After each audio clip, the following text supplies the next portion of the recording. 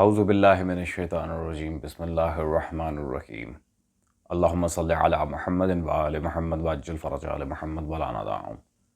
تمام مومنین کو یا علی مدد والسلام علیکم ورحمۃ اللہ وبرکاتہ۔ عزیزان اکرام یا قدر، بہت سے مومنین کی یہ ریکویسٹ تھی کہ شاہ صاحب آپ حدیث کرتاس کے موضوع کو بھی ایام فاطمیہ ہی میں کور کریں، کیونکہ میرا آلریڈی لیکچر آ چکا ہے حدیث کرتاس پر اور ان معاملات پر بہت ٹائم پہلے، لیکن اب مومنین اس بات پر انسسٹ کر رہے تھے اور مجھے بھی لگا ایک تو مومنین کی بات کو رد کرنا اچھا نہیں ہے، دوسرا جب جناب زہرا صلوات اللہ علیہ پہ بات ہو رہی ہے تو ان کے بابا حضرت رسالت مآب صلی اللہ علیہ وآلہ وسلم پر کیوں نہیں؟ جو تشنگی ہے کہ یام فاطمیہ کے اندر حدیث کرتاس کے معاملے میں، وہ بھی آج ہم پوری کیے دیتے ہیں۔ اس لحاظ سے عزیزان، طاہر القادری صاحب کی جو ویڈیوز ہم تک پہنچی ہیں اس میں انہوں نے انتہائی دجل و مکر و فریب سے کام لیا۔ ٹو بی آنیسٹ، انہوں نے بہت زیادہ اس میں جھوٹ باندھا ہے اور طرح طرح کی اٹکیلیاں اڑا کر حضرت عمر کا ایک بالکل لغو سا بے ڈھنگا سا دفاع کرنے کی کوشش کی ہے، which is not acceptable at all، قطعاً ناقابل قبول ہے۔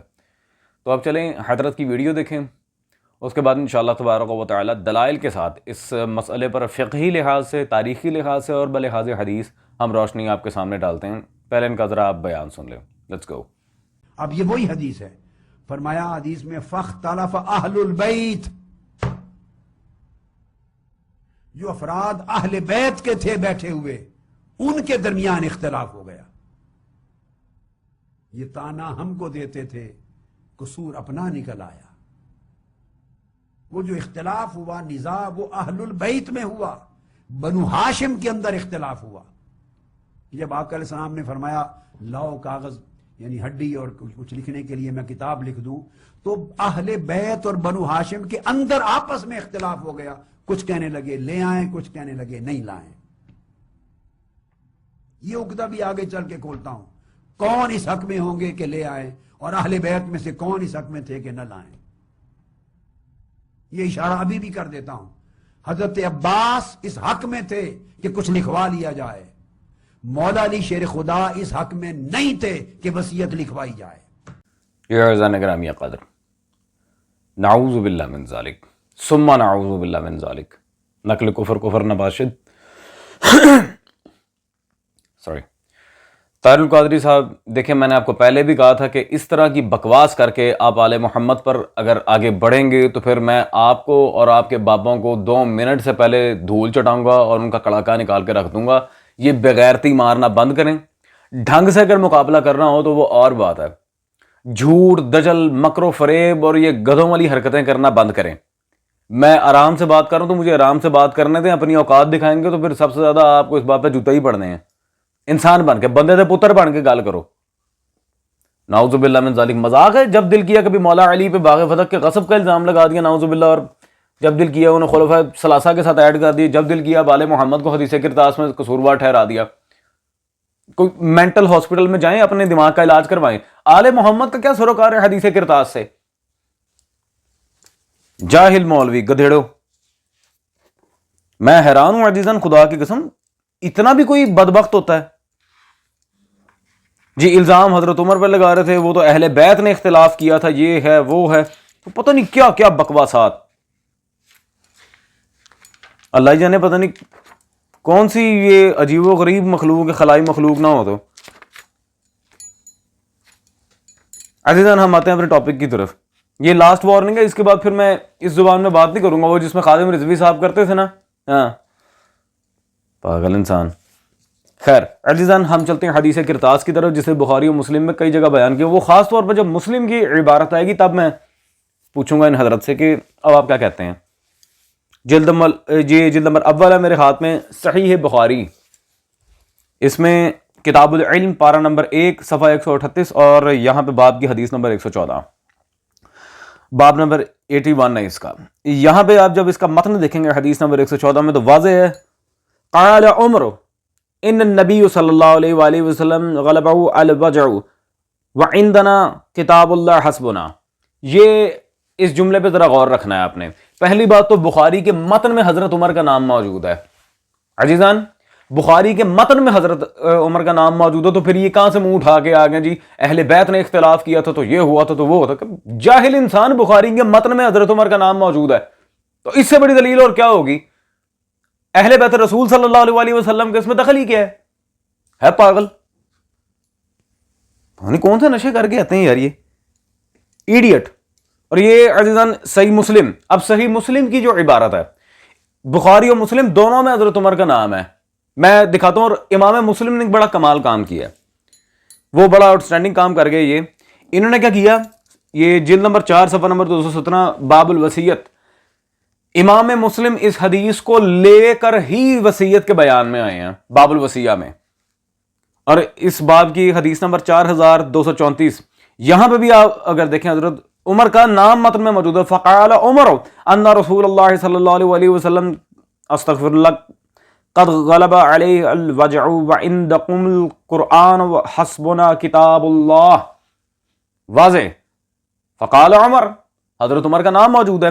اچھا یہ حسبنا کتاب اللہ، عزیزان یہ حسبنا کتاب اللہ کہ ہمیں قرآن کافی ہے، اس پر ذرا آپ نے غور رکھنا ہے۔ ابھی میں شارحین بخاری مسلم کی طرف نہیں جا رہا، وہ پھر انہوں نے جو تعویلات کی ہیں، جو عجیب و غریب قسم کی باتیں کی ہیں، وہ ایک اللہ جانے کہاں سے بے ڈھنگا دفاع کرنے پہ آ جاتے ہیں۔ خیر، پہلے تو ہذیان کا لفظ، ہذیان کا تو کہیں ہے ہی نہیں، حضرت عمر نے کہا ہی نہیں، یہ ڈرامے بازی جو کی جاتی ہے۔ یہ ہے جی آپ کے نواب احمد حسین صاحب کی تاریخ احمدی۔ اب ایک نئے ترک سے روایت میں آپ کے سامنے رکھ رہا ہوں، صفحہ نمبر 98 لکھتے ہیں، خفاجی کتاب نسیم الریاض شرح قاضی عیاض میں لکھتے ہیں کہ اس حدیث کے بعض ترک میں ہے کہ حضرت عمر نے فرمایا پیغمبر صاحب صلی اللہ علیہ وسلم نعوذ باللہ ہذیان بکتے ہیں، استغفر اللہ ربی واتوب الیہ، لا حول ولا قوت الا باللہ، استغفر اللہ۔ عزیزان میرے خیال بات آپ تک واضح پہنچ گئی ہے۔ اب وہ اجتہادی موارد میں ہوا یہ وہ، میں ایک ایک چیز کا جواب دے کے جاؤں گا۔ پہلی بات تو یہ ہے طاہر الپادری صاحب، اگر آپ اہل بیت نبوت صلی اللہ علیہ وسلم کو اس معاملے میں لے کے آئیں گے تو خود رسول اللہ صلی اللہ علیہ وسلم کے دامن تک معاذ اللہ اس بات کو پہنچنا پڑے گا۔ کیسے؟ ادھر آئیں، یہ آپ کی کتاب ہے الاجابہ، یہ الاجابہ میں طاہر القادری صاحب آپ نے خود لکھا، یہ اس بات میں صفحہ نمبر 71 ہے اور حدیث نمبر 59 ہے، اور یہاں پہ آپ نے بذات خود امام طبرانی سے روایت نقل کی ہے، حضرت عبداللہ بن عمر راوی کو نا حضرت عمر کا بیٹا جن کے خلاف آج ویڈیو ہے ماشاءاللہ، بیان کرتے ہیں کہ آخری چیز جو حضور نبی اکرم صلی اللہ علیہ وآلہ وسلم نے ارشاد فرمائی وہ یہ تھی کہ مجھے میرے اہل بیت صلوات اللہ علیہ مجمعین میں تلاش کرو۔ رسول اللہ صلی اللہ علیہ وآلہ وسلم واضح کہہ رہے ہیں کہ مجھے میرے اہل بیت علیہم السلام میں تلاش کرو، اور آپ ماشاءاللہ انہی پہ تہمت لگا رہے ہیں حدیث کرتاس میں استغفر اللہ قصوروار ہونے کی۔ ہاں جی طاہر القادری صاحب، تو اب اگر آپ نے اہل بیت میں نعوذ باللہ من ذالک کی تہمت لگائی، یہ تہمت تو سیدھا رسول خدا صلی اللہ علیہ وسلم پہ خود جا رہی ہے، تو جب رسول پہ اپنی ہی وصیت کو رد کرنے کی تہمت رہے گی تو پھر پیچھے تو کوئی قصوروار رہا ہی نہیں۔ عقل کا علاج کروائیں، عقل تو اس بات کو تسلیم ہی نہیں کر رہی، یا تو اپنی خدا کا نام یار۔ عزیزان میں صرف اتنا کہوں گا، اس بندے سے جا کے کوئی یہ کہے کہ جاہل انسان، خدا کا نام ہے کبھی اپنی کتابیں، اپنی لکھی ہوئی کتابیں پڑھی ہیں؟ آگے بخاری و مسلم کے متن پہ جھوٹا دفاع کرنے، یہاں فقال عمر کے لفظ موجود ہے، حضرت عمر کی عبارت میں نام موجود ہے، پھر کہتے ہیں جی کہیں نہیں، جاہل۔ اور یہ پھر کل کو جو اعتراض کیا جاتا ہے وہ جی اجتہادی موارد میں تھا، حضرت عمر مجتہد تھے لہذا انہیں حق تھا۔ اچھا، آپ کے حق کو بھی ناحق کیے دیتے ہیں۔ حضرت عمر کے اجتہاد پہ بڑے بڑے ائمہ نے کلام کیا، اور صرف ایک نہیں کئی فقہی مسائل میں، اس کی صرف ایک مثال میں یہاں پہ دے رہا ہوں۔ یہ شاہ ولی اللہ محدث دہلوی کی کتاب میرے ہاتھ میں موجود ہے، فقہ عمر۔ میں نے کہا تھا اس سیریز میں شاہ ولی اللہ کے حوالے دے دے، آپ کا کڑاکا نکالنا ہے۔ آؤ نا ذرا، صفحہ نمبر 25 مسائل تیمم میں وہ شاہ ولی اللہ بالکل واضح الفاظ میں لکھتے ہیں کہ جی حضرت عمر کے اس اجتہاد پر مندرجہ ذیل وجوہ سے کلام ہے۔ حضرت عمر نے تیمم کے لحاظ سے مسائل میں اجتہاد کیا تھا، شاہ ولی اللہ کہہ رہے ہیں ان کا یہ اجتہاد اس پر کلام ہے، اس پر جرح کی ہے شاہ ولی اللہ نے باقاعدہ۔ اب یہاں سے آپ حساب لگا لیں، خود حضرت عمر کے اجتہاد کا کڑاکا نکالا شاہ ولی اللہ نے۔ عزیزان گرامی قدر، ایک بات کی میں وضاحت کرتا چلوں، یہ نواسب جب انہیں حدیث کرتاس پر کوئی معقول جواب نہیں ملتا دینے کے لیے، یہ مولا علی پہ مدعا ٹھوک دیتے ہیں۔ وہ کیسے؟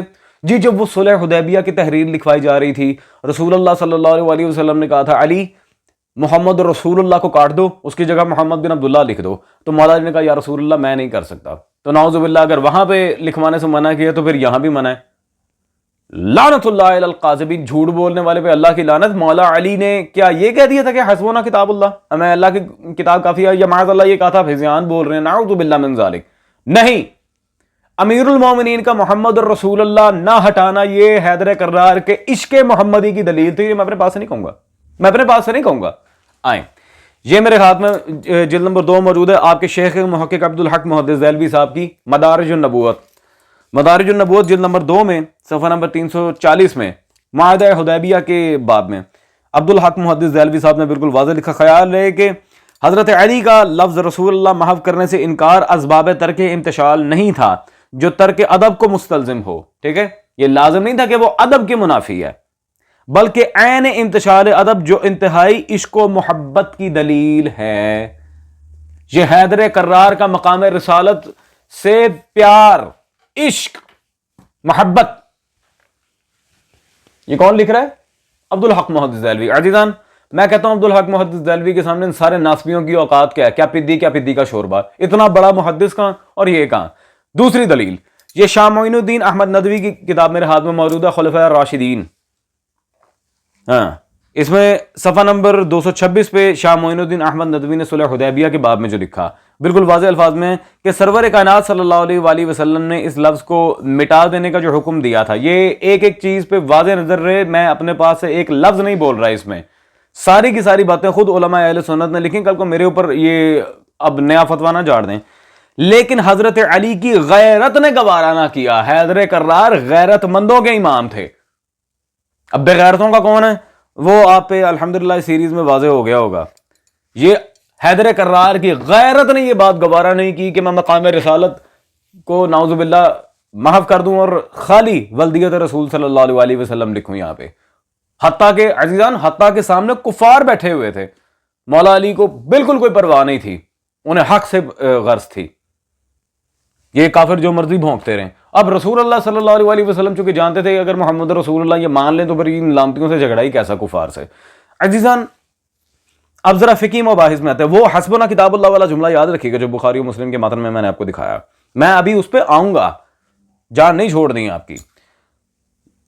ایسی ایک گھٹیا حرکت جب اشرف علی تھانوی نے کی تھی، یہ اشرف علی تھانوی کی میرے پاس کتاب خانہ رحیمیہ دیوبند سے چھپی ہندوستان سے موجود ہے، حفظ الایمان، اور انتہائی گھٹیا عبارت ہے۔ مجھے اگر اس معاملے میں کرتاس کے معاملے میں شرح نہ کرنی ہوتی فقہی لحاظ سے، میں کبھی بھی اس عبارت کو پیش نہ کرتا، یہ بہت گستاخی پر مبنی عبارت ہے۔ صفحہ نمبر 13 آپ دیکھیں، کہتے ہیں جی اگر بعض علوم غیبیہ مراد ہیں تو اس میں حضور صلی اللہ علیہ وسلم ہی کی کیا تخصیص ہے؟ ایسا علم غیب تو زید، عمر، بلکہ ہر سبی یعنی بچے و مجنون، پاگل، بلکہ جمیع حیوانات و بہائم کے لیے بھی حاصل ہے۔ لا حول ولا قوت الا باللہ، استغفر اللہ ربی واتوب الیہ۔ لعنت و خدا کی ایسی عبارت لکھنا تو دور ہم سوچ بھی نہیں سکتے۔ لا حول ولا قوت الا باللہ۔ رسول اللہ صلی اللہ علیہ وسلم کے علم غیب پاک کو نعوذ باللہ کہاں تشبیہ دے رہا ہے؟ ہر پاگل جانور بچے کے ساتھ۔ استغفر اللہ ربی واتوب الیہ، نعوذ باللہ من ذالک۔ عزیزان گرامی قدر، یہ تو اشرف علی تھانوی نے رسول اللہ صلی اللہ علیہ وسلم کے علم غیب کے لحاظ سے لکھا کہ علم غیب رسول صلی اللہ علیہ وسلم کی تخصیص نہیں ہے یہاں پہ۔ یہ علم رسول صلی اللہ علیہ وسلم کی توہین کی تھی تو احمد رضا خان بریلوی صاحب نے ان کے بارے میں کیا فتویٰ دیا تھا؟ یہ تمہید ایمان مع حسام الحرمین، میرے پاس مجھے، لیکن میں حسام الحرمین سے فتویٰ نقل کروں گا، ذرا غور کیجئے گا بہت توجہ سے۔ احمد رضا خان صاحب کی یہ عبارت پڑھ رہا ہوں میں، جنہیں بریلوی اس دور کا امام ابو حنیفہ مانتے ہیں ماشاءاللہ۔ صفحہ نمبر 88 ہے اس میں، کہتے ہیں جی دیکھو اس شخص نے کیسا قرآن عظیم کو چھوڑا اور ایمان کو رخصت کیا، کافر ہو گیا، قرآن کو بھی چھوڑ دیا، ایمان کو بھی رخصت کیا، کفر کیا ہے اشرف علی تھانوی نے۔ واضح احمد رضا خان بریلوی صاحب کا فتویٰ آپ کے سامنے موجود ہے۔ عزیزان یہ تو چلیں ایک بات تھی، آئیں اب دوسری بات کی طرف توجہ دلائیں۔ یہ قدیمی چاپ ہے، کلمی، نعیمی کتب خانہ سے چھپی تمہید ایمان کی، وہ حسام الحرمین کا فتویٰ تھا. اب تمہید ایمان میں تو اس سے بھی سخت فتویٰ ہے. Let me show you. صفحہ نمبر 28 پہ احمد رضا خان بریلوی صاحب یہاں پہ کیا لکھتے ہیں؟ جو حضور صلی اللہ علیہ وسلم کی شان پاک میں گستاخی کرے وہ کافر ہے، اور جو اس کے معذب یعنی عذاب شدہ ہونے میں یا کافر ہونے میں شک کرے وہ بھی کافر ہے، وہ بھی کافر ہے. بڑے آئے حدیث کرتاس پہ ایگزامپلز دینے والے. احمد رضا خان صاحب یہاں پہ بالکل واضح لکھ رہے ہیں جو رسول اللہ صلی اللہ علیہ وسلم کا گستاخ ہے وہ کافر ہے، اور جو اس کے کفر اور عذاب میں شک کرے وہ بھی کافر ہے. عزیزان میرا نہیں خیال کہ اب کچھ رہتا ہے پیچھے. اشرف علی تھانوی نے صرف رسول خدا صلی اللہ علیہ وسلم کے علم غیب پاک کی توہین کی. لعنت اس پہ، ہم کوئی دفاع نہیں کرتے اس کا، 100 دفعہ لعنت ایسے بندے پہ.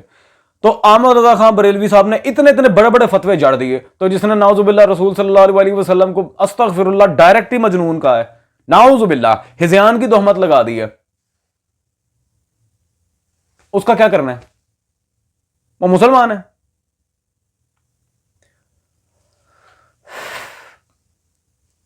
خیر میں کیا کہہ سکتا ہوں، اجتہادی موارد میں صلح حدیبیہ کے معاملے میں ہم نے ایک ایک چیز کو کلیئر کر دیا، اور یہ طاہر القادری صاحب کی طرح 50 گھنٹے لگا کے نہیں، مختصر بات دلائل کے ساتھ واضح کر دی.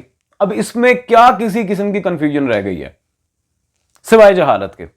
عزیزان میں نے آپ کے سامنے بخاری و مسلم سے جو عبارت پیش کی تھی حدیث کرتاس کی، پہلی بات اس میں متن میں حضرت عمر کا نام موجود ہے، فقال عمر نام موجود ہے، اور حسبنا کتاب اللہ. یہ حسبنا کتاب اللہ اس جملے کے بارے میں فقہائے احناف کا کیا عقیدہ ہے میں دکھاتا ہوں.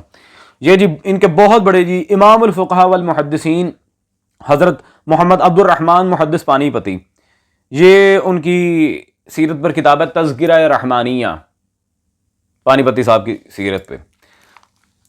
یہاں صفحہ نمبر 147 پہ پوائنٹ نمبر 3 میں اہل حدیثوں کے متعلق ایک پیش گوئی. وہ کیا لکھتے ہیں ذرا غور کیجئے گا اس جملے پہ جو میں نے کہا تھا میں واضح کروں گا. حضرت غالی غیر مقلدوں کے غلو پر جب ناراض ہوتے تو یہ فرمایا کرتے تھے کہ یہ لوگ عامل بالحدیث ہونے کا کیا دعویٰ کر رہے ہیں، یعنی کہ ہم حدیث پہ عمل کرتے ہیں، یہ کیا دعویٰ کر رہے ہیں. وقت آئے گا ان میں سے کچھ لوگ حدیث ہی کا انکار کر بیٹھیں گے اور کہیں گے حسبنا کتاب اللہ، ہمیں قرآن کافی ہے. جو حضرت عمر نے بخاری و مسلم میں کہا تھا وہی عبارت یہاں پہ آئی تو کس طرف ساتھ ہوتی ہے؟ انکار حدیث کی طرف. عزیزان تو ان کے اپنے فقہا کی تصریح سے یہ بات الحمدللہ ثابت ہوئی کہ حسبنا کتاب اللہ کہنا انکار حدیث کے منافی ہے. وہ بندہ منکر الحدیث ہے جو حسبنا کتاب اللہ کا جملہ کہے. یہ حضرت عمر نے کہا، میرا ایک لفظ اندر نہیں ہے، ایک لفظ منو عن میں نے ان کی کتاب سے نقل کیا، ان کی ساری کتابوں سے. عزیزان میرے خیال آج کے لیے اتنا کافی ہے. It's enough for today. جو اہل علم ہیں وہ سمجھ جائیں گے کہ انہیں کس طرح ورگلایا جا رہا تھا اور کیا بھلے جھوٹے بہانے کر کے انہیں گمراہ کیا جا رہا تھا. دیٹس آل عزیزان. ہوتی ہے آپ سے ملاقات اب اگلی نشست میں. ٹل دین ٹیک کیئر. سلطان دشت نینوا کریم وارث.